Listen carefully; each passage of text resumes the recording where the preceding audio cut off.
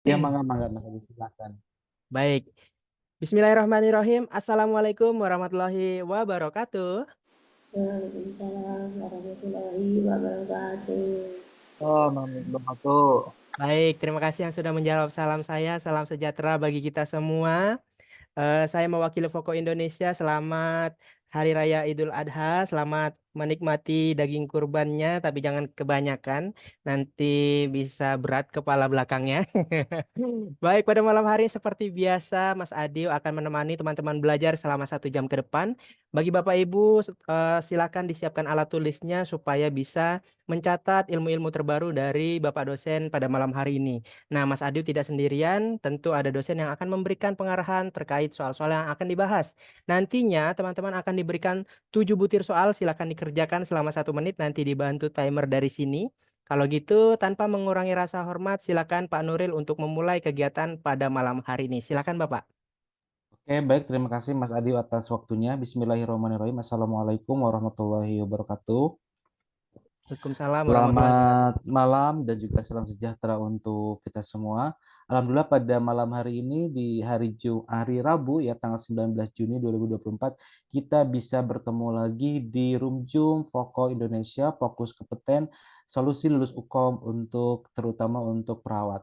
Oke, baik Bapak dan Ibu semua, alhamdulillah untuk malam ini bukan pertemuan pertama kita ya di mana kita sudah pernah bertemu pada beberapa minggu sebelumnya dan memang kita akan membahas mengenai keperawatan medikal bedah. Tapi izin untuk hari ini sepertinya ada beberapa tidak selalu fokus di keperawatan medikal bedah ya. Nanti mungkin ada sedikit tapi masih ada hubungannya dengan medikal bedah tapi ada sedikit misalkan tentang manajemennya ataupun juga tentang sepertinya ada tentang keperawatan gawat daruratnya. Tapi insya Allah untuk minggu depan kita akan fokus lagi mengenai keperawatan medikal bedah begitu ya. Jadi sekarang agak sedikit campur-campur tidak tetapi tidak melenceng ya dari keperawatan medikal bedah. Tetap kita sebagai perawat medikal bedah harus tahu mengenai materi yang akan disampaikan pada malam ini.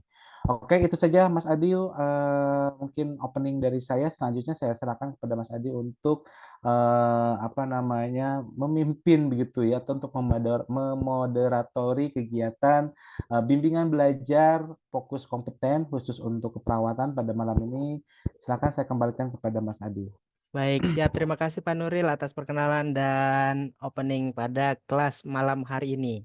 Nah, Bapak Ibu, kalau sudah siap, silahkan ya. Setelah slide ini akan tampil slide soal. Fokus pertama seperti biasa yang disampaikan tips dan trik oleh Ibu Doktor yang sering mengisi di webinar-webinar Foko. Baca dulu pertanyaan, naik ke kasus, observasi kasus, cari kata kunci paling dekat. Dan setelah itu eliminasi jawaban A sampai E, silakan. Kita mulai soal yang pertama. Ini dia soal yang pertama, 1 menit, dimulai dari sekarang.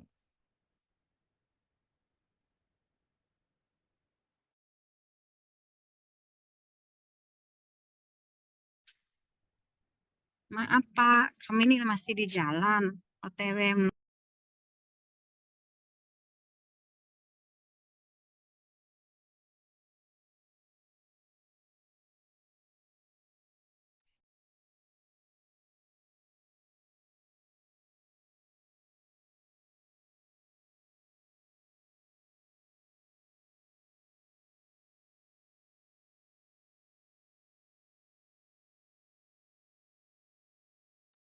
Baik, barangkali sebelum 1 menit sudah muncul jawaban, udah ketemu jawaban, boleh ketik di kolom chat.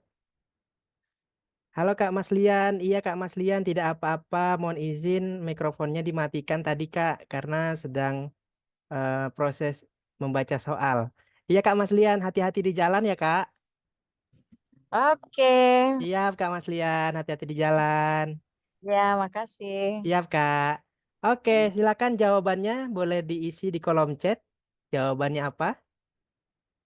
Belum muncul nih. Oke, diawali jawaban E oleh Pak Joko dari RSUD Sasuko. E lagi. Ada A, Pak Aswan Hadi. Jawaban A. A, C, E ya. 3 opsi jawaban dipilih.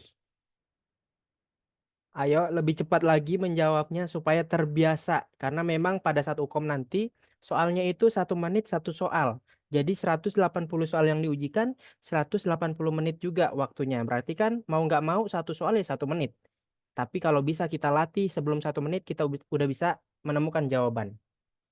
Itu ya. Jawabannya salah di sini nggak apa-apa karena nanti dijelaskan oleh dosen pada malam hari ini. Nah, itu fungsinya untuk bimbingan hukum. Nggak apa-apa salah di bimbel, wajar karena tempatnya belajar. Kalau misalnya salahnya di hukum, nah itu yang bahaya. Oke, jawaban A. Ada yang B kata dia. Oke, ada yang B. A, B, C, E. Adakah yang D? Coba saya scroll lagi. Nggak ada ya, berarti A, B, C, E. Yang D nggak ada yang pilih. Kalau gitu, supaya tidak bingungnya kelamaan, kita lihat dan kita simak pembahasan dari Pak Nuril. Silakan Pak, dibantu pembahasan yang pertama. Oke, baik. Terima kasih, Mas Adi. Oke, baik, Bapak Ibu semua. Untuk soal yang pertama ini memang sebenarnya lebih fokusnya adalah ke keperawatan gawat darurat. Ya, tidak apa-apa ya, karena kita medical bedah juga harus mengetahui mengenai keperawatan gawat darurat. Nah, soal ini seorang perawat berusia 25 tahun datang ke IGD dengan cedera kepala akibat kecelakaan lalu lintas. Hasil pemeriksaan tingkat kesadaran dengan rangsang nyeri di supraorbital. Klien berespon dengan membuka mata, mengerang, dan lengan kanan mencoba untuk mendekati sumber rangsang.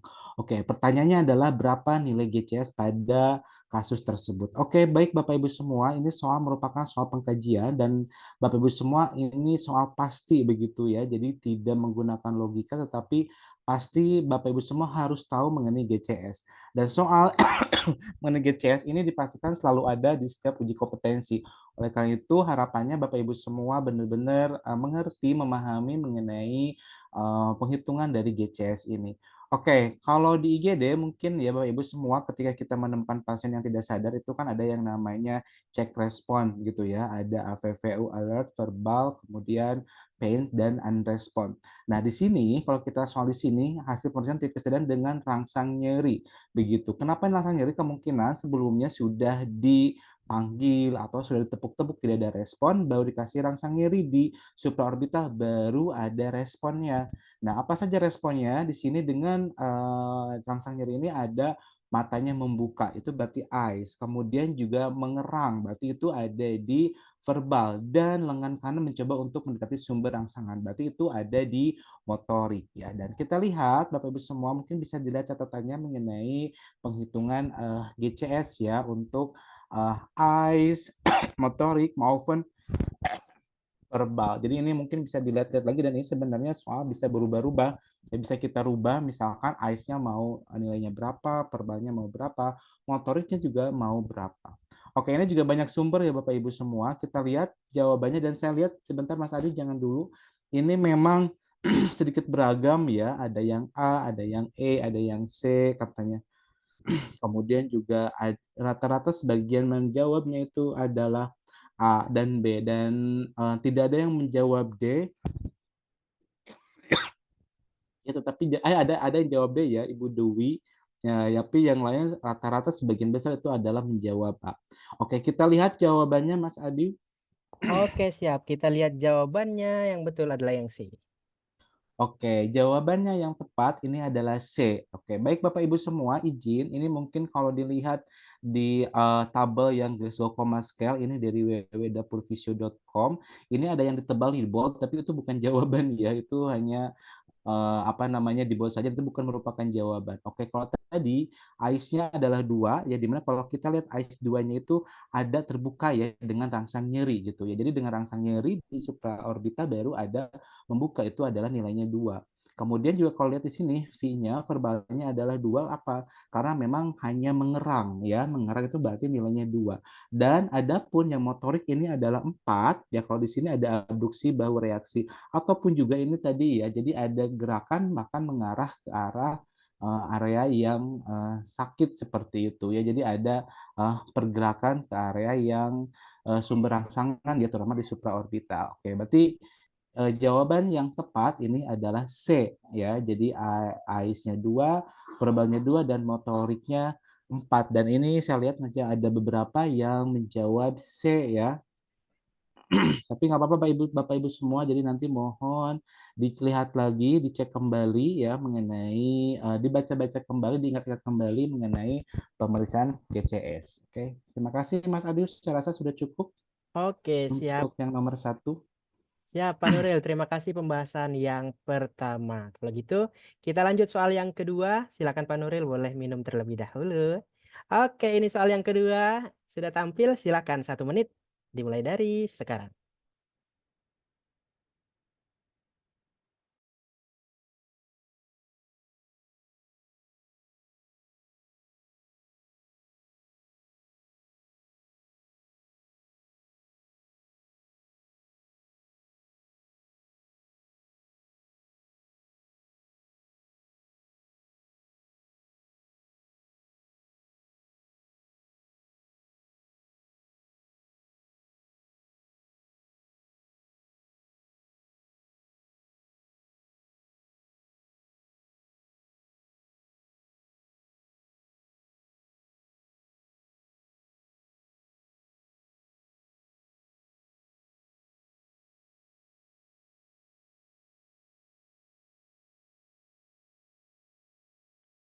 Baik, barangkali sudah ketemu jawabannya. Boleh ketik di kolom chat. Jawaban diawali D. D lagi, masih yang D. Dengan pertanyaan, apakah tindakan yang dilakukan perawat pada kasus tersebut? Oke, masih D.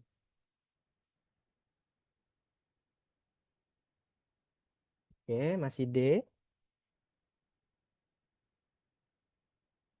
Di detik 45 kita langsung bahas. Silahkan. Yang belum menjawab. Oke, masih D, D, D, D. Belum ada perbedaan jawaban. Harap menjawab sesuai keyakinan diri sendiri. Kalau misalnya yakinnya, enggak, saya yakin C, walaupun banyak yang keluar D di kolom chat gitu. Barangkali yang sendirian yang betul, yang rame-rame yang salah itu, atau sebaliknya, itu bisa jadi. Oke, kalau gitu, dikunci jawaban terbanyaknya yaitu D. Kalau gitu kita dengarkan pembahasan dari Pak Nuril. Kalau gitu silakan Pak Nuril, kita bahas soal yang kedua. Oke, baik. Terima kasih Mas Adi. Baik, Bapak Ibu semua, yang untuk nomor 2 ini soal yang masih berhubungan dengan keperawatan gawat darurat ya. Seperti halnya tadi yang nomor 1. Nah, untuk soal ini, ya ini merupakan tindakan atau intervensi keperawatan apa yang harus dilakukan. Begitu. Dan kalau kita lihat soalnya, di sini ada seorang laki-laki berusia 26 tahun dibawa ke IGD oleh keluarga dengan keluhan mengalami sumbatan jalan napas. Hasil pengkajian ada biji rambutan pada daerah laring. Laki-laki tersebut memegangi lehernya dengan ibu jari dan telunjuk. Saat ini perawat akan melakukan tindakan pembebasan jalan napas dengan cara perawat berdiri di belakang pasien, meletakkan satu kepalan pada perut di bawah proses spaides pasien dan melakukan 5 dorongan ke dalam dan ke atas. Oke, ini juga termasuk pengetahuan Anda mengenai bagaimana pertolongan kita pada pasien yang tersedak. Nah, untuk pasien tersedak ini kita anggap bahwa memang mengalami sumbatan jalan napas. Mungkin baik perlu diingat Bapak Ibu semua, untuk jalan napas itu ada yang parsial, ada yang total begitu. Nah, untuk kasus ini adalah total begitu, dan biasanya untuk beberapa sumber yang total juga salah satu kasusnya ada tersedak seperti itu. Dan ada beberapa tindakan yang akan kita lakukan pada pasien yang tersedak. Nah, ini ya tindakan yang dilakukan itu adalah dengan cara perawat berdiri di belakang pasien, kemudian meletakkan satu kepalan pada perut di bawah proses spaides pasien dan melakukan 5 dorongan ke dalam dan ke atas. Oke, baik Bapak Ibu semua, ini saya lihat semua jawabannya sudah hampir kompak ya, semuanya D, yaitu teknik Heimlich maneuver. Oke, di sini ada beberapa jawaban, ada abdominal thrust. Mungkin Bapak Ibu semua tahu ya, abdominal thrust berarti ada abdominal. Dan di sini tidak, walaupun mungkin ada yang perutnya, tapi apakah itu betul abdominal thrust?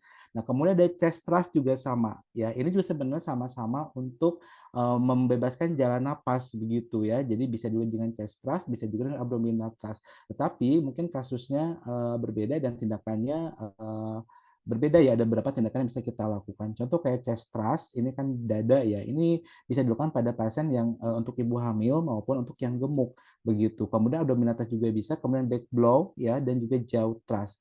Nah, ini juga beberapa tindakan yang bisa kita lakukan untuk membebaskan jalan napas untuk jalan napas yang total begitu. Dan ini dan yang paling tepat ya jawabannya adalah, coba lihat Mas Adi. Iya, betul ya Bapak Ibu semua, ini adalah teknik Heimlich Maneuver ya, di mana gambarannya seperti ini, kita berada di belakang pasien ya, dan kita menekan bagian prostopoides atau di atas perut pasien ya, kemudian juga tadi agak ke dalam dan ke atas ya, ataupun juga apa namanya, mungkin seperti huruf C seperti itu ya, dan juga mungkin beberapa sumber juga kita menekannya itu enggak deg deg deg deg langsung, tapi memang harus ada iramanya seperti itu ya untuk yang teknik Heimlich Maneuver. Dan ini ada beberapa tanda gejala juga ya Bapak Ibu semua, bahwa untuk pasien yang tersedak atau yang memang tersumbat jalan napas secara total, itu salah satunya adalah biasanya memegang area leher seperti itu ya. Baik Bapak Ibu semua, jadi nanti tolong ya saya rasa ini betul ya. Jadi alhamdulillah untuk Heimlich Maneuver semuanya hafal, dan juga nanti juga jangan sampai ketukar juga dengan abdominal thrust, kemudian juga dengan chest thrust, dengan black bow maupun dengan jaw thrust. Oke, terima kasih Mas Adi untuk soal nomor 2. Baik, siap Pak Nuril. Terima kasih. Alhamdulillah betul berjamaah di soal yang Iya. kedua. Luar biasa. Walaupun Kak Dewita sambil sibuk-sibuk di nurse stationnya kayaknya nih. Tapi jawabannya benar Kak Dewita. Keren. Mana Pak Gunawan nih saingannya nih? Pak Gunawan, Kak Mas Lian. Betul ya Kak Nelly, betul ya? Oke. Sekarang kita lanjut ke soal yang ketiga. Lagi-lagi ayo fokus. Kalau fokus pasti kompeten. Nah, ini dia soal nomor 3. Silakan dimulai dari sekarang.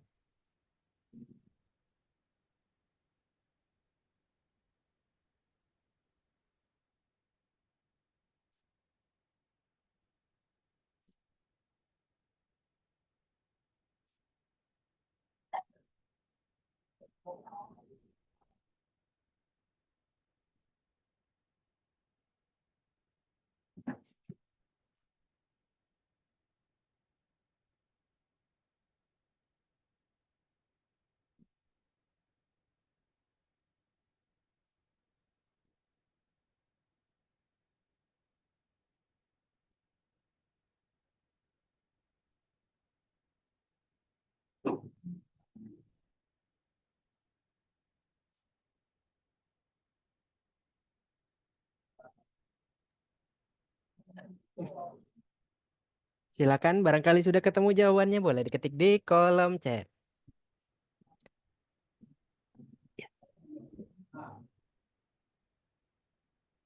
Silakan, mana jawabannya? Dengan pertanyaan apakah kelainan bahasa yang terjadi pada pasien tersebut? Diawali Pak Aswan, jawabannya D, Pak Joni B. B lagi, Kak Sri Parianti, Kak Dewi, Kak Yovika. BD ya. B dan D.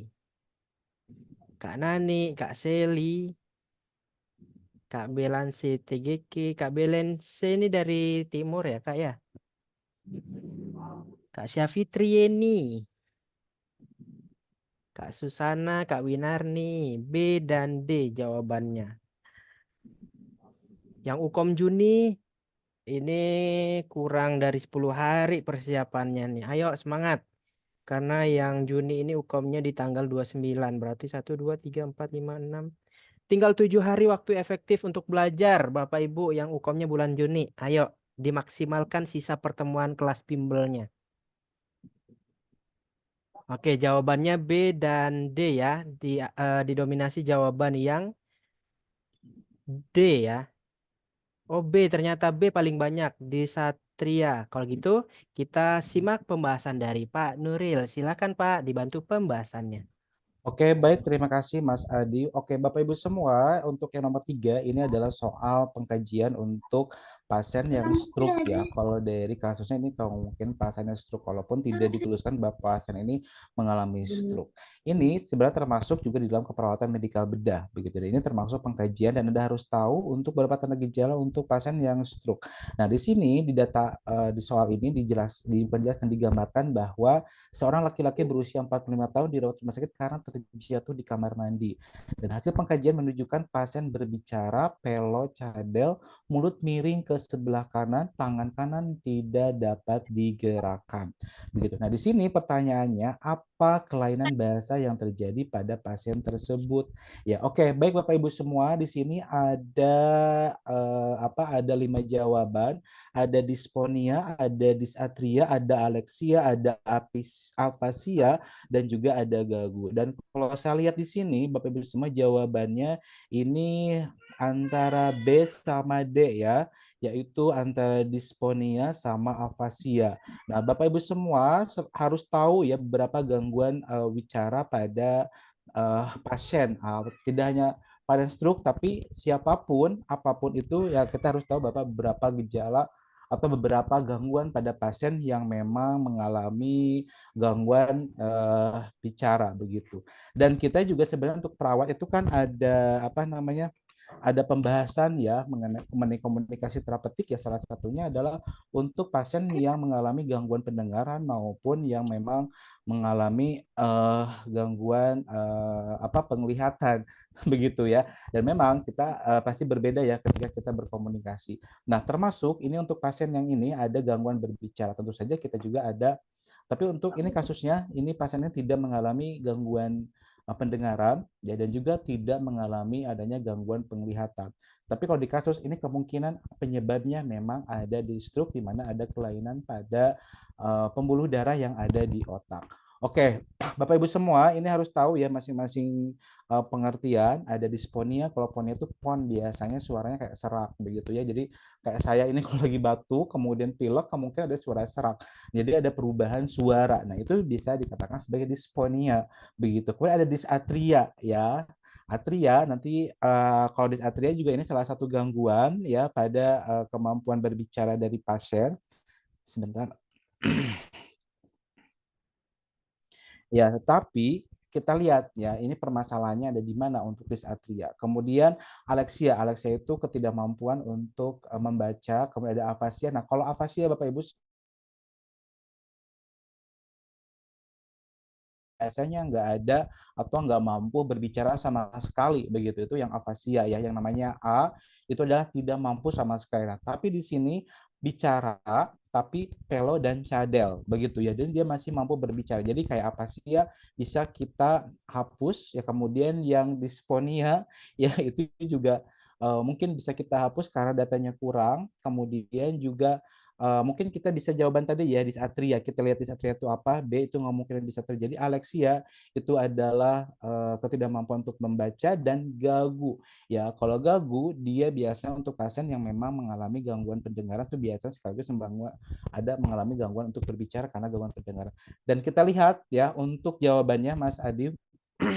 Oke, kita lihat jawaban betulnya adalah yang B. Nah, ya jawabannya itu ada betul ya disatria. Tadi ada beberapa yang menjawab B ya disatria. Jadi disatria ini adalah kesulitan bicara karena adanya kerusakan otak atau memang ada perubahan otak dalam perkembangannya. Artinya apa? Dia kemampuan berbicaranya bukan karena gangguan di lidahnya, bukan juga gangguan pada organ-organ berbicaranya langsung, tetapi pada organ pengatur berbicaranya yaitu ada di otaknya, sehingga dia mengalami disatria.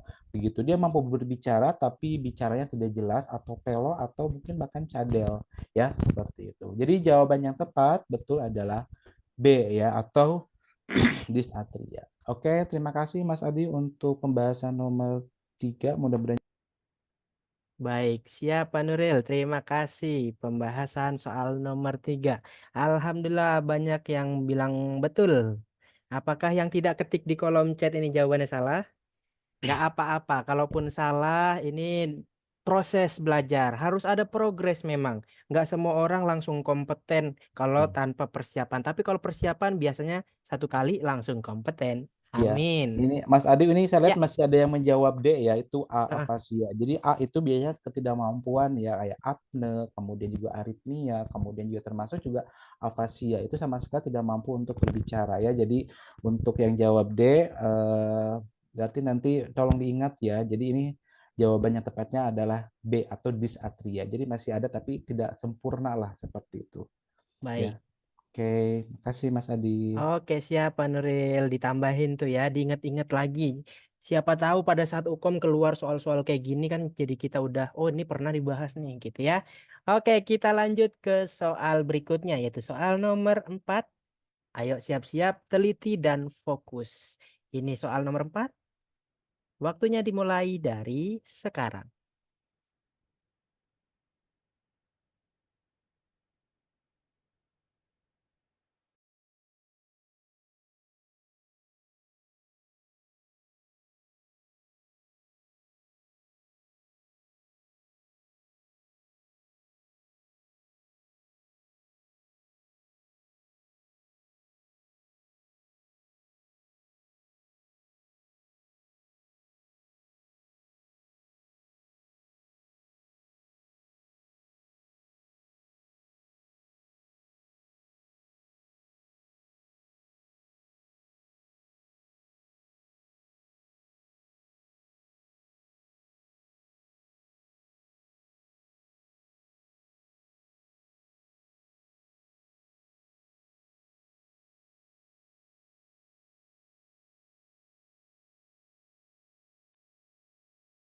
Oke, waktunya habis. Silakan diisi soal nomor 4.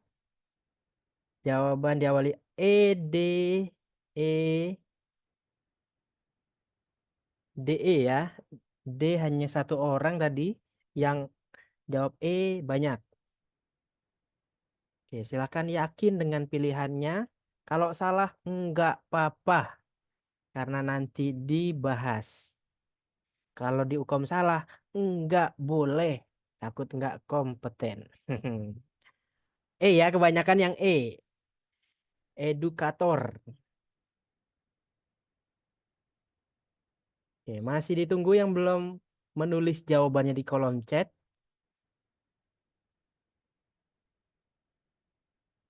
Jika Bapak Ibu mengalami kesulitan membaca karena teksnya kecil atau lain sebagainya, coba dicubit keluar kalau misalnya pakai handphone, tapi kalau pakai laptop saya rasa udah jelas karena pas ini ukurannya.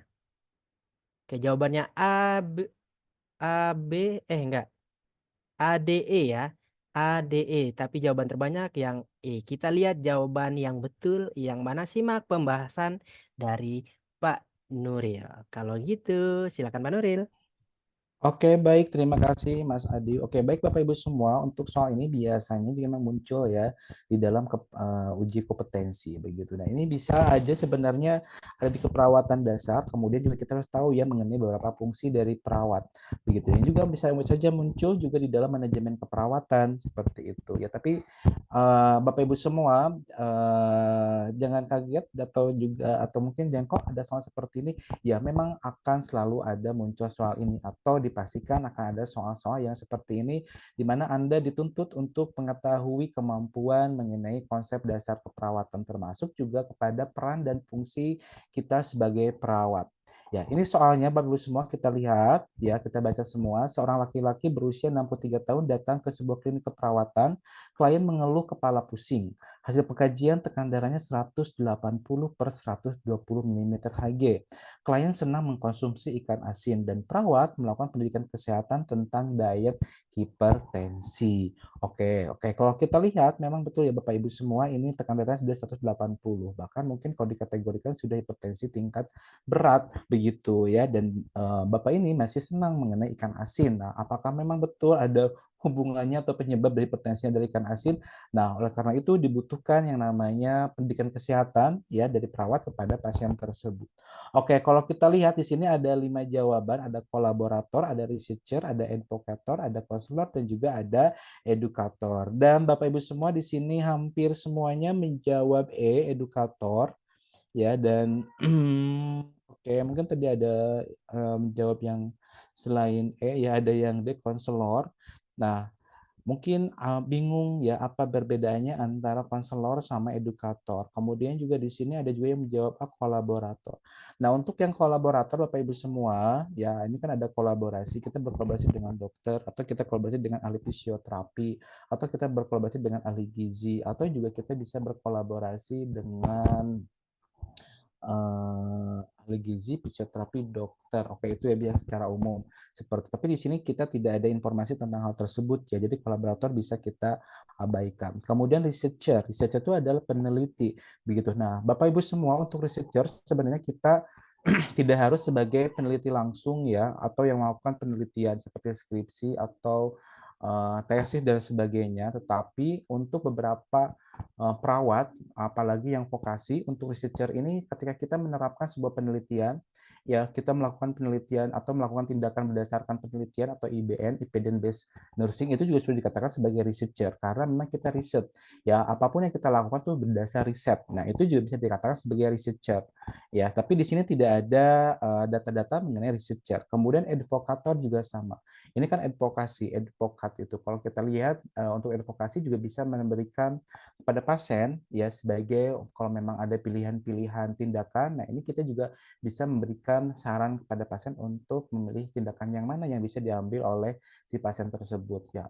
Kemudian juga kalau pasien tidak setuju, kita juga bisa membela hak pasien untuk tidak mau melakukan hal tersebut. Nah, itu juga sebagai advokator. Nah, di sini ada konselor sama edukator. Nah, konselor itu berarti konseling ya. Bapak Ibu semua, dan ini biasanya kalau konseling memang lebih kepada face to face, kemudian juga biasanya berdasarkan permintaan dari si keluarga pasien untuk konsultasi dengan kita begitu. Jadi di sini benar konselor itu konsultasi bisa juga dengan tanya jawab dan sebagainya. Tetapi di sini memang ada pendidikan kesehatan tentang diet hipertensi. Nah, kalau pendidikan kesehatan biasanya hanya kita yang memang aktif memberikan penjelasan begitu ya. Jadi kita aktif memberikan penjelasan dan kita sudah ada materinya. Nah, itu adalah betul ya, ini rata-rata jawabannya itu adalah A sebagai sebagai edukator. Ya, oke kita lihat jawabannya Mas Adi nomor 4. Ya, edukator ya ada peran perawat sebagai edukator di mana peran ini dalam bentuk lain dengan meningkatkan tingkat pengetahuan kesehatan, gejala penyakit bahkan tindakan yang diberikan sehingga terjadi perubahan perilaku dan kalian dapat dilakukan dan perubahan perilaku dari klien setelah dilakukan pendidikan kesehatan itu adalah edukator. Ya, jadi betul Bapak Ibu semua tadi rata-rata menjawabannya edukator jadi sudah tepat. Ya, adapun tadi yang konselor itu konselor biasanya konsultasi dan biasanya tanpa ada SAP mungkin ya. Kalau edukator itu pendidikan kesehatan biasanya ada SAP, kemudian juga ada media begitu dan kita sudah menentukan materinya apa, kemudian juga subpokok bahasanya apa, kemudian juga sudah tahu strategi pelaksanaannya juga seperti apa. Oke, betul ya jawabannya adalah educator. Oke, terima kasih Mas Adi. Oke, siap Pak Nuril, terima kasih. Alhamdulillah Kak Susana betul, Kak Nelly betul, Kak Ero juga betul. Yang pokoknya betul. Yang tidak jawab masih terkecoh. Kita masih punya 3 soal lagi. Ayo fokus, baca dulu pertanyaan. Setelah itu cari kata kunci di kasus. Setelah itu baru eliminasi jawaban. Kalau gitu kita coba lagi di soal yang kelima. Silahkan, 1 menit dimulai dari sekarang.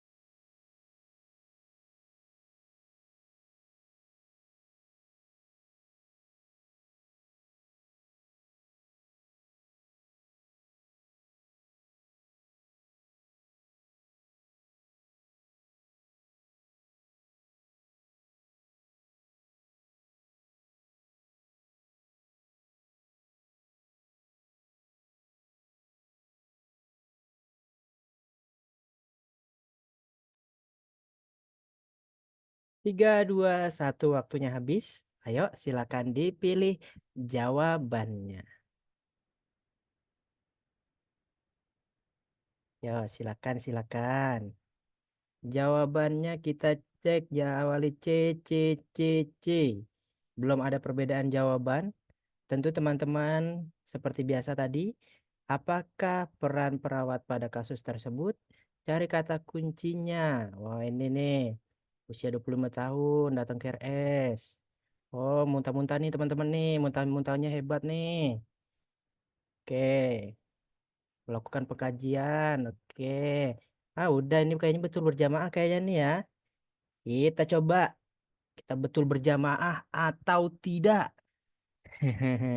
Kalau betul berjamaah dapat hadiah ini daging kurban dari RT RT-nya udah dapat ya. Iya jangan kebanyakan daging berat kepala belakangnya. Saya juga sempet kebanyakan kayaknya Pak. Sama saya juga batuk-batuk nih Pak. Greges, masa dikerok sih agak lumayan. Iya Pak. Baik, ini jawabannya seragam C semua pelaksana. Tentunya kalau teman-teman udah praktek di lahan, apalagi yang nurse nih udah nggak perlu nengok kanan kiri atas bawah, tinggal lihat. Oke, ini mah jawabannya ini gitu langsung. Kalau gitu kita buktikan. Pak Nuril boleh dibantu pembahasan soal nomor 5. Oke, baik, terima kasih Mas Adi. Oke, baik Bapak Ibu semua, kita lihat di sini soalnya. Ini soalnya sebenarnya kasusnya keperawatan medika bedah ya. Tapi kalau dari pertanyaan seperti ini, peran perawat tuh memang ada hubungannya sama manajemen keperawatan ya, atau mengenai konsep dasar keperawatan. Nah, di sini soalnya adalah seorang perempuan berusia 25 tahun datang ke rumah sakit ditemani suaminya dengan keadaan muntah-muntah hebat. Perawat selanjutnya melakukan pengkajian, dilakukan dengan tindakan keperawatan sesuai dengan diagnosis yang telah dirumuskan. Pertanyaannya adalah apakah peran perawat pada kasus tersebut? Oke, baik Bapak Ibu semua, di sini jangan bingung ya Bapak Ibu semua, ini udah jelas sebenarnya soalnya. Kita lihat di sini kita sebagai perawat, tugas utamanya ketika kita melaksanakan asuhan keperawatan itu apa saja? Yang mulai dari pengkajian, diagnosa keperawatan, perencanaan, implementasi sampai dengan evaluasi. Nah, yang melaksanakan tersebut yaitu berarti sebagai perawat apa? Nah, di sini ya jawabannya peran perawat itu ada yang peneliti, ada pendidik, pelaksana, pengelola, sama penggerak perubahan. Jadi memang banyak sekali ya peran-peran perawat tersebut.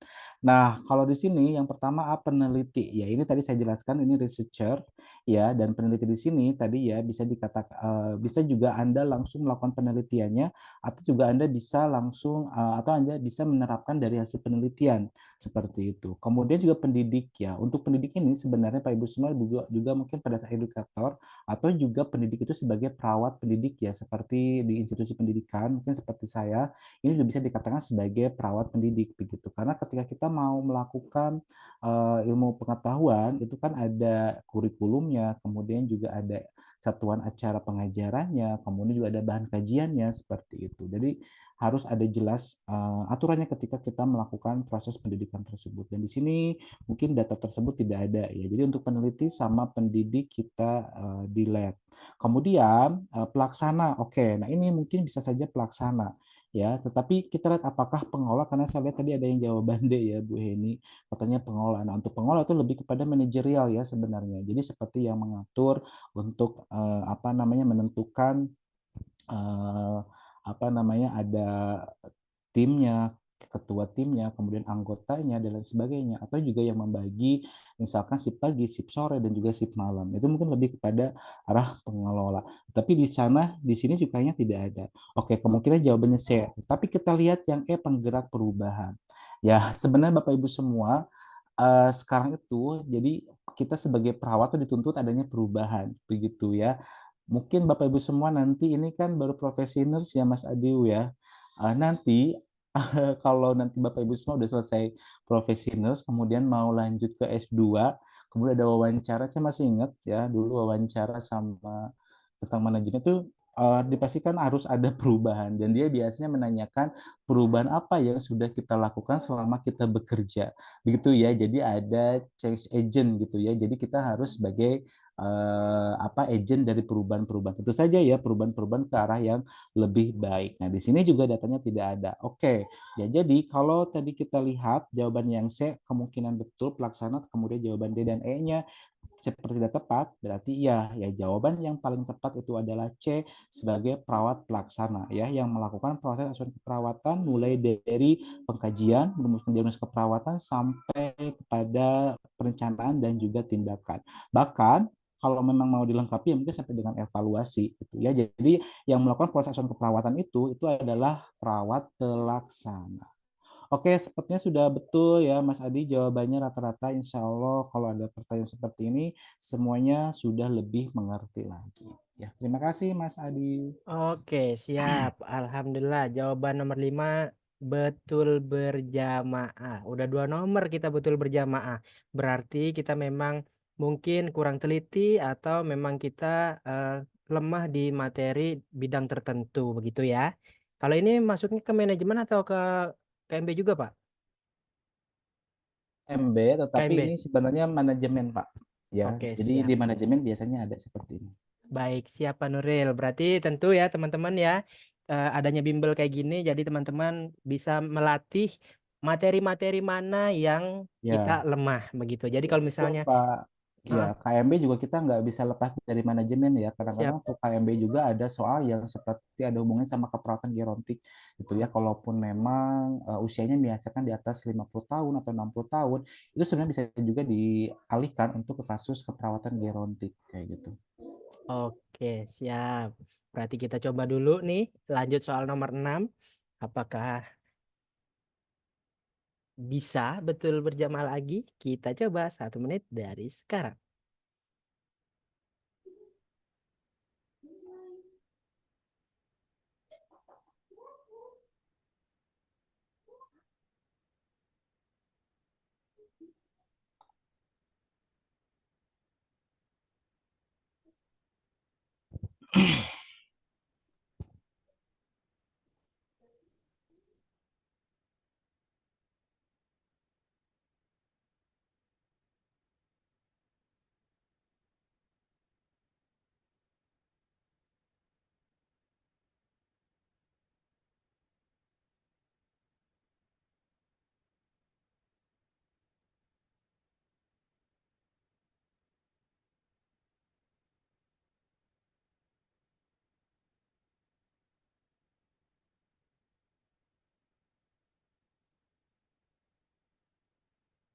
Oke, silakan jika sudah ketemu jawabannya, boleh diketik di kolom chat.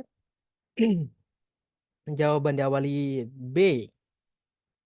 B lagi, masih B, B, B, B, C,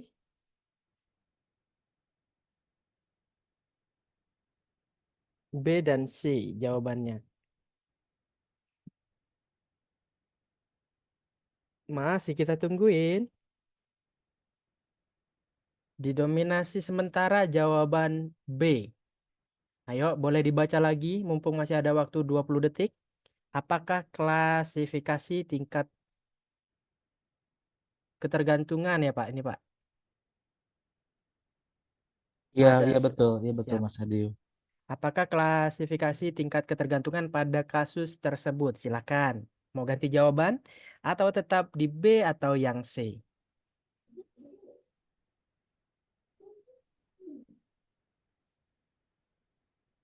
Oke, sudah minus 1 menit. Kita kunci jawaban paling banyak yaitu parsial ya. Yang betul yang mana? Kita simak jawaban atau pembahasan dari Pak Nuril. Silakan Pak. Oke, baik terima kasih Mas Adi. Oke, baik Bapak Ibu semua, untuk soal ini memang sebenarnya pure ya, ini untuk manajemen keperawatan.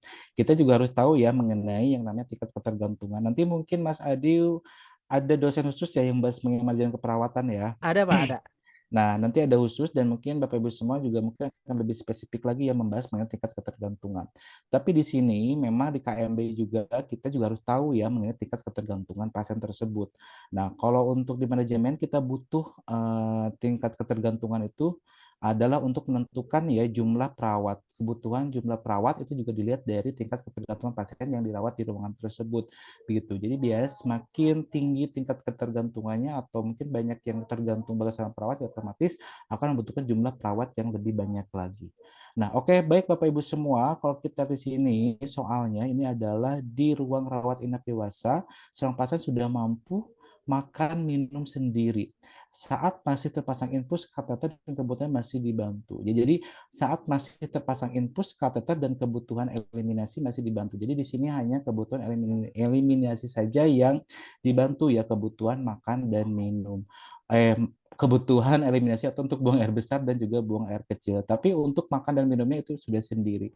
Oke, kita lihat di sini pertanyaannya, apakah klasifikasi tingkat ketergantungan pada kasus tersebut? Ada total, ada parsial, ada minimal, ada self care dan juga ada maksimal. Oke, baik Bapak Ibu semua, sebenarnya ada beberapa sumber ya mengenai tingkat ketergantungan tuh. Ada yang membagi total, parsial, minimal, kemudian ada yang maksimal dan ini ada self care juga begitu. Nah, kalau kita lihat Bapak Ibu semua, untuk tingkat ketergantungan itu biasanya kita lihat dari kemampuan pasien dalam memenuhi ADL-nya, activity daily living-nya, begitu. Dan di sana juga ada beberapa format atau apa namanya indikasi mulai dari makan, minum, buang air besar, buang air kecil, kemudian juga berpakaian, kemudian berpindah dan lain sebagainya. Dan biasanya untuk yang total itu hampir semuanya itu tergantung ya. Untuk yang parsial biasanya hanya setengah, tapi yang minimal biasanya hanya 1 dan 2 saja yang memang masih dibantu. Oke, kita lihat jawabannya Pak Mas Adi. Kita lihat nomor 6. Ya, Bapak Ibu semua, ini jawaban yang tepat untuk soal ini adalah C atau minimal ya. Kalau dilihat dari soal tadi, pasien ini masih bisa mandiri, hampir tidak memerlukan ya. Jadi hanya ada satu saja biasanya yang dibutuhkan bantuan dan tadi di sana hanya yang butuh bantuan itu hanya di dalam kebutuhan eliminasi saja begitu. Itu juga karena memang masih terpasang infus sama kateter begitu ya. Adapun yang parsial itu biasanya ada pertengahan, itu biasanya pasien tersebut sedang pertengahan ya atau sedang, itu biasanya pasien memang hanya setengah bagian. Jadi kalau ada 6 penilaian mulai dari makan, minum, buang air besar, buang air kecil, kemudian juga berpakaian, bahkan menyisir dan menyikat gigi misalkan. Nah, kalau itu masih 3 saja yang memang masih dibantu atau setengahnya, itu biasanya termasuk ke dalam parsial. Adapun total itu biasanya hampir semua aktivitas itu dibantu ya, seperti itu. Ya, jadi jawaban yang tepatnya itu adalah C atau minimal ya. Itu saja Bapak Ibu semua. Di sini kan ada kegiatan PHP itu ada personal hygiene-nya gitu ya. Jadi biasanya kalau memang ada gangguan personal hygiene juga hanya dibantu saja, dikasih motivasi agar pasien bisa melakukan secara mandiri. Ya, oke, terima kasih Mas Adiyu. Oke, siap Pak Nuril. Terima kasih pembahasan soal nomor 6. Ternyata jawaban yang tepatnya adalah yang C.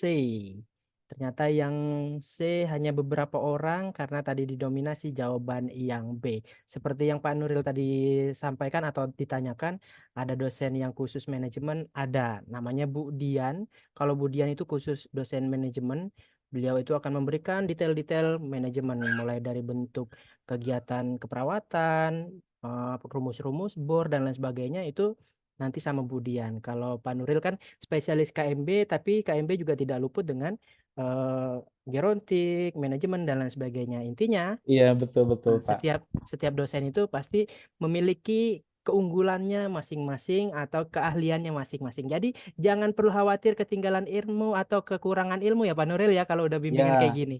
betul-betul. Ilmunya jadi keupdate, nggak cuma belajar ukom aja, tapi ilmunya keupdate. Iya, Gitu. betul. Dan soal seperti ini kemungkinan kan juga akan muncul ya Bapak Ibu semua. Jadi ini juga tolong jangan diabaikan gitu. Siap. Oke. Tuh ya pesan Pak Nuril sedikit tapi itu harus diingat. Nah, jangan diabaikan kalau menemukan soal seperti ini. Oke, masih ada satu soal lagi yang bisa kita kerjakan. Semoga satu soal ini bisa dibaca dengan maksimal dengan melihat waktu yang sudah berjalan nanti 1 menit. Baca dulu pertanyaan sekali lagi, baca dulu pertanyaan, habis itu observasi kasus dan pilih A, B, C, D, E itu yang mendekati yang kita pilih. Oke, kita mulai soal yang ke-7. 1 menit dimulai dari sekarang.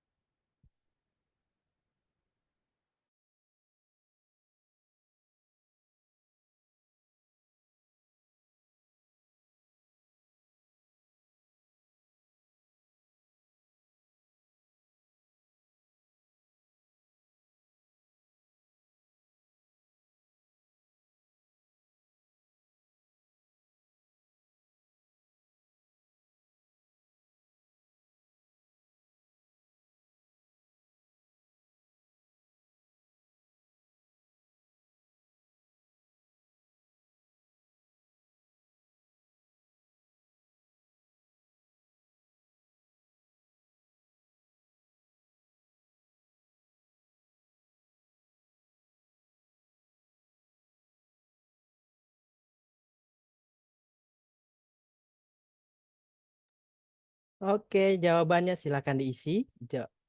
Soal yang terakhir, soal nomor 7. Jawaban diawali jawaban yang A,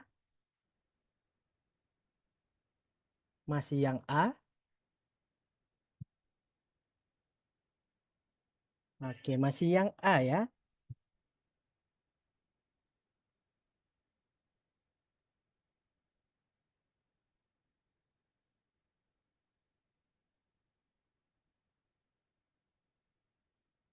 Oke, belum ada perbedaan jawaban, masih yang A. Dengan pertanyaan, apakah jenis kegiatan yang dilakukan pada kasus tersebut?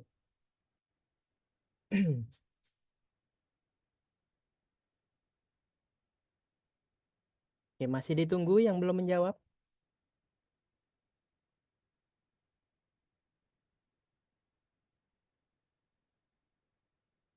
Apakah jawaban soal 7 betul berjamaah? Dengan kata kunci yang saya lihat di sini adalah di ruang penyakit dalam pria, perawatnya sedang melakukan operan kepada yang shift pagi ke shift sore. Wah, kayaknya betul berjamaah. Kayaknya ya. Yuk kita simak pembahasan dari Pak Nuri. Silakan Pak. Oke, baik. Terima kasih Mas Adu. Ini nomor soal terakhir ya, nomor 7 Bapak Ibu semua.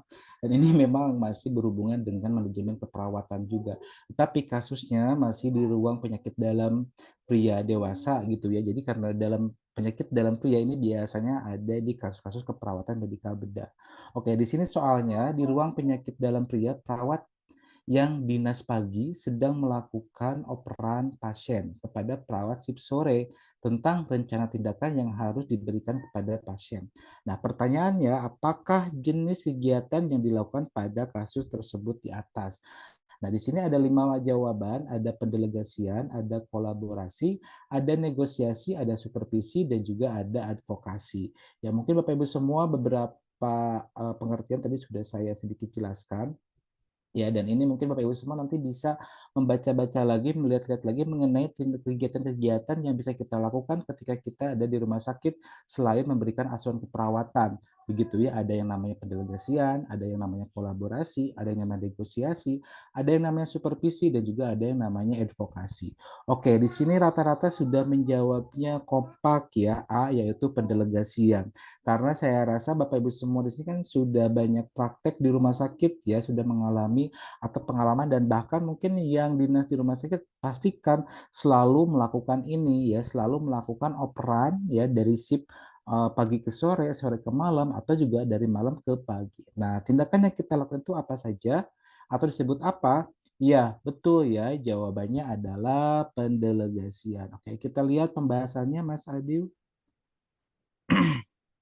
Ya, oke. Nah, ini pendelegasian ini dalam praktek keperawatan adalah pemberian tugas atau tanggung jawab kepada perawat untuk melakukan tugas atau prosedur asuhan keperawatan pada, mungkin kalau dilengkapi adalah pada pas perawat-perawat berikutnya, begitu ya. Jadi kepada perawat lainnya, begitu. Sebenarnya kalaupun Anda misalkan pada saat praktek di rumah sakit, dinas pagi, kemudian tiba-tiba ada yang namanya keperluan mendadak, atau mungkin ada yang membuat Anda harus izin pulang duluan dan lain sebagainya. Nah, tentu saja sebelum, karena ada sesuatu ya, misalkan naudzubillah ya, kayak keluarga meninggal atau apapun itu, kemudian Anda harus meninggalkan tugas Anda, dan sebelum meninggalkan Anda tentu saja harus menyerahkan ya tanggung jawab Anda memberikan kepada pasien itu kepada perawat yang lain yang ada di sana. Nah, itu juga termasuk ke dalam proses pendelegasian gitu, kalau memang ada kasusnya yang seperti itu. Oke, baik. Terima kasih Bapak Ibu semua. Alhamdulillah ya untuk soal ini yang sudah dibahas, dan memang izin, jadi untuk malam ini memang tadi lebih cenderung kepada kolaborasi gitu ya, antara medikal bedah dengan keperawatan gawat darurat, maupun ruangan keperawatan medikal bedah dengan yang namanya manajemen keperawatan. Dan memang kita tidak bisa dipisahkan ya satu sama lain, terutama untuk manajemen kegawatan dan juga gerontik begitu ya, khusus untuk yang keperawatan medikal bedah. Begitu. Oke, itu saja Mas Adi dari saya. Terima kasih. Oke, siap Pak Nuril. Alhamdulillah Pak Nuril sudah membantu kita menjelaskan 1 sampai 7 soal, akhirnya kita paham Dan ini udah ada beberapa yang ketik. Dari 7 soal betulnya 5, Kak Susana. Kak Nelly alhamdulillah salah satu, betul 5, berarti telat masuk 1 soal. Oh, betul 6. Oke Kak Nelly, mantap. Ini udah kompeten. Kalau Kita misalnya lihat ada yang om 7, 7. betul nggak nih? Iya, kita lihat, kita tunggu. Oh, Betul ada. semua, Kak Anita, keren. Pak Joni salah satu, Kak Ero betul 5. Oke. Pak Aswan alhamdulillah betul 4. Pak Aswan perdana ya Pak ya, kelas malam ini ya Pak. Udah betul 4 udah lumayan Pak. Nanti pertemuan besok lagi Pak. Harus ditingkatin lagi. Makanya setiap kita pertemuan kelas sama dosen dicatat. Malam hari ini saya betulnya sekian. Terus besoknya betulnya meningkat atau menurun. Nah, itu kita cek lagi supaya progres belajar kita kelihatan. Kita mengalami peningkatan progres belajar UKOM atau malah stuck di situ-situ aja. Kalau misalnya stuck di situ-situ aja, berarti harus ada yang dikoreksi. Mulai dari lemah di materi apa, ataukah memang cara bacanya yang kurang pas, atau lain sebagainya. Jadi bimbingan belajar ini paling tepat dipakai untuk persiapan UKOM. Jangan belajar sendiri, karena kalau belajar sendiri udah pasti nggak maksimal. Jadi silahkan fokus di pertemuan berikutnya. Nah, kita masuk ke sesi tanya jawab. Barangkali ada yang bingung-bingung, mungkin ada yang mau apa ya minta arahan dan lain sebagainya. Silahkan, mumpung masih ada Pak Nuril di sini. Boleh ya Pak? Silakan, boleh Mas Adi, masih ada waktu. Oke, siap. Pak Gunawan betul 2, Mas. Rame tadi banyak pasien. Wah, Pak Gunawan nih betulnya cuma 2, Pak Gunawan. Biasanya Pak Gunawan paling oke nih jawabannya. Tapi nggak apa-apa karena memang ada pasien ya Pak ya. Mungkin fokus Oke, 2 soal ya, Pak. siap. Izin keluar Kaneli sebelum keluar ini absensi dulu ya. Absen dulu sebelum keluar. Nah, silakan absen dulu yang mau keluar. Yang memiliki pertanyaan silakan dinyalakan mikrofonnya. Mikrofon sudah bisa dinyalakan. Ada yang mau bertanya? Mas, Kak izin, Dwi. Assalamualaikum. Ya, Waalaikumsalam, Kak. Silakan, Kak. Waalaikumsalam. iya. Pak Nuril, ini pingin lebih detail lagi tentang penentuan GCS di bagian Oke, motoriknya. iya, Soalnya kan saya kan di puskesmas nih sudah lama nggak memegang pasien nih. Jadi iya. agak ragu di GCS di motorik. Terus ini bisa nggak, kan di soal soal UKOM tuh banyak yang tentang analisa gas darah tuh. Bisa Iya. nggak besok request tentang itu gitu loh sebelumnya. Oke. Terima kasih Pak. Oke, Iya, baik. Assalamualaikum. Waalaikumsalam. Salam. Oke, baik. Terima kasih Ibu Dewi ya. Siap, Bu Oke, Dwi. baik Bu Dewi, untuk GCS ini Glasgow Common Scale. Ini sebenarnya untuk GCS ya Bapak Ibu semua, memang ini dibutuhkan untuk menentukan tingkat ringan beratnya cedera kepala begitu ya. Jadi cedera kepala itu ada ringan, sedang, berat. Nah, untuk mengetahui ringan, sedang, beratnya itu memang kita menggunakan GCS. Adapun di keperawatan gawat ataupun di keperawatan gawat darurat, ini GCS juga dibutuhkan untuk airways, breathing, sirkulasi, disability, disability-nya ya. Jadi untuk disability itu adalah untuk persarapannya, dan salah satu yang bisa kita periksa itu adalah dengan GCS Glasgow Coma Scale. Oke, nah sebenarnya Bapak Ibu semua untuk GCS itu biasanya ini juga bisa berbarengan dengan kita melakukan AVPU ya, Alert Verbal Pain and Response. Nah, dipastikan Bapak Ibu semua, kalau kita lihat, kalau ada pasien kita namanya kayak panggil Bapak Ibu panggil. Nah, kalau dia masih mengikuti pergerakan, dia bisa merespon suara kita. Kemudian Bapak Ibu tolong gerakan dan sebagainya. Itu sebenarnya kita nggak perlu tambahan dengan yang namanya pain begitu. Tetapi kalau dia tidak ada, kita panggil tidak merespon, kemudian kita tepuk-tepuk juga tidak merespon, baru terakhir baru kita yang melakukan yang namanya rangsang nyeri. Nah, dari rangsang nyeri tersebut kita lihat ya eyes-nya, motoriknya sama yang verbalnya begitu. Nah, kalau kita di sini Bapak Ibu semua untuk GCS itu eyes, motorik, verbal. Jadi sebenarnya Ibu harus tahu, jadi 4, 5, 6 gitu ya. Jadi eyes-nya itu ada 4, kemudian verbalnya ada 5, kemudian motoriknya ada 6. Jadi kalau kita bingung 4, 5, 6, saya biasa seperti itu. Jadi dari atas ke bawah itu paling rendah 4, kemudian ke bawah 5, dan motorik itu adalah 6 begitu ya. Walaupun kalau GCS itu kan biasanya eyes, motorik, verbal begitu ya. Jadi dari mata dulu, kemudian pergerakan dulu, baru kita lihat bagaimana verbalnya. Nah, untuk yang motorik, Bapak Ibu sebenarnya memang ada beberapa sumber ya, ada penjelasan-penjelasannya. Di sini seperti kalau nomor 6 gitu sesuai perintah ya. Oh, maaf ya, nomor 6 itu ada tetapi sebentar kalau Oke, kita lihat yang 6 itu yang paling bagus ya Bapak Ibu. Jadi yang 6 itu yang paling bagus. Dia akan mengikuti gerakan sesuai dengan perintah, itu yang paling bagus. Jadi dia angkat tangannya, angkat kakinya yang kiri, yang kanan. Kalau dia bisa mengikuti gerakannya, berarti itu memang nomor 6. Dan untuk yang nomor 6, biasanya berarti dia sudah merespon dengan yang namanya ucapan kita, begitu ya, tanpa harus dilakukan yang namanya rangsang nyeri. Kemudian kalau yang 5, ya ini ada gerakan normal, artinya memang dia bisa bergerak ya, tetapi memang tidak sesuai dengan yang perintah kita. Jadi ada gerak-gerakan. Tapi kalau kita perintah, dia tidak bisa mengikuti apa yang kita perintahkan, seperti itu. Kemudian yang nomor 4, di sini memang ada fleksi cepat, abduksi bahu, atau ada reaksi. Nah, kalau tadi mungkin dari soal itu kita anggap bahwa dia itu ada pergerakan cepat mengarah ke arah yang kita berikan rangsangan, begitu. Nah, jadi kalau ada pergerakan terhadap rangsangan nyeri, itu kita anggap nomor 4, begitu. Di sini ada fleksi cepat, abduksi bahu, atau juga ada reaksi. Jadi tadi kalau kita ada rangsang nyeri ya di peri supraorbital, di sini misalkan, nah ketika ada gerakan langsung secara spontan, nah itu kita anggap nilainya 4. Kalau tidak ada rangsangannya seperti itu, dia tidak pergerakan sama sekali, berarti kita lihat yang berikutnya. Nah, kalau nomor 3 ini fleksi dengan abduksi bahu nomor 3. Jadi dengan rangsang nyeri, dia nggak ada reaksi ke arah yang sakit, tapi hanya ada pergerakannya saja, begitu. Nah, itu maka nilainya adalah 3. Nah, kemudian yang nomor 2 ini ekstensi lengan abduksi, kemudian adanya endorotasi bahu, pronasi lengan bawah.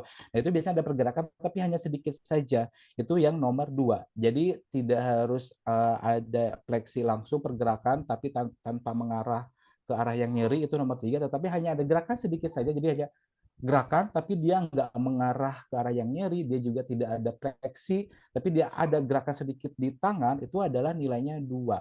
Adapun yang nilainya 1, itu tidak ada gerakan sama sekali. Walaupun kita supraorbital kita rangsang nyeri kita tekan-tekan, nggak ada sedikit pun, nggak ada fleksi ekstensi, itu tidak ada, maka itu adalah nilainya 1. Begitu ya Ibu Dewi. Jadi ini mungkin harus lebih, memang paling banyak itu adalah di motorik, begitu ya. Yang paling banyak itu di motorik karena ada 6 penilaian, ada 1, 2, 3, 4, 5, 6. Kalau yang 6 itu udah pastikan dia hanya dapat melakukan perintah. Jadi kalau nomor 6 paling bagus itu biasanya juga kompos mentis pasiennya, kemudian juga dia biasanya tidak sampai ya harus dilakukan rangsang nyeri, begitu. Ya, yang lainnya juga mungkin bisa dipelajari lagi ya Bapak Ibu semua untuk yang verbal maupun yang AIS-nya. Mungkin itu saja yang bisa saya sampaikan Bu Dewi mengenai GCS. Untuk yang lainnya juga mungkin mohon untuk mungkin bisa lebih dipahami lagi ya untuk mengenai GCS. Dan memang untuk beberapa kata atau kalimat itu mungkin setiap sumber itu berbeda, tetapi maksud dan tujuannya sama, begitu ya, untuk yang nilai 6, 5, 4, 3, 2 maupun 1. Gitu. Adapun untuk yang analisa gas darah ya, untuk yang AGD ya, oke, insya Allah ya untuk pertemuan berikutnya akan saya mencoba mengenai analisa gas darah.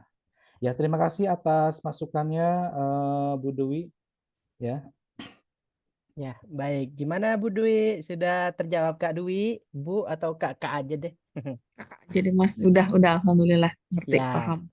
Oke, terima kasih Kak Dwi. Pertanyaannya mungkin juga mewakili teman-teman yang lain. Terima kasih Pak Nuril sudah dibantu penjelasannya. Ya, sama-sama Mas Adil.